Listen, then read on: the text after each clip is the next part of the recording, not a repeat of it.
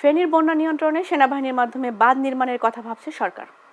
মুহুরী, কহুয়া ও সিলোনিয়া নদীর বন্যা নিয়ন্ত্রণ বাঁধ নির্মাণে ৭,৩৪০ কোটি টাকার একটি প্রকল্প বাস্তবায়নে সেনাবাহিনীকে যুক্ত করার বিষয়ে চিন্তাভাবনা চলছে বলে জানিয়েছেন ত্রাণ ও দুর্যোগ ব্যবস্থাপনা উপদেষ্টা ফারুক ই আজম।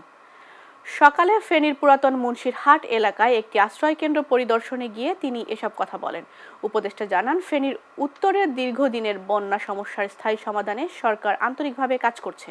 তিনি আরও বলেন, এই প্রকল্পটি সঠিকভাবে বাস্তবায়ন হলে দীর্ঘমেয়াদে ফেনীর মানুষ বন্যার ভয় থেকে রক্ষা পাবে। পরিদর্শনকালে আশ্রয়কেন্দ্রে থাকা দুর্গত মানুষজন ত্রাণ ও সহায়তার ঘাটতি নিয়ে উপদেষ্টার কাছে ক্ষোভ প্রকাশ করেন।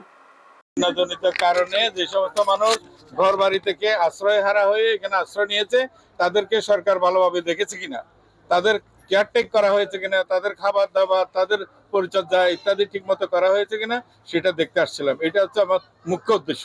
আর একটা বিষয় একটু ওভারসি করে যাচ্ছি, সেটা হচ্ছে বন্যার কারণে এই সমস্ত জায়গায় ইতিপূর্বে যে বাঁধগুলা দেওয়া হয়েছিল সেই বাঁধগুলা ভেঙে গেছে। এগুলি গিয়ে হয়তো আমি কনসার্ন মন্ত্রণালয়ে এইসব বিষয়ে আমার অভিজ্ঞতাটা জানাবো, তারা দ্রুত এটা নিয়ে ব্যবস্থা করবে।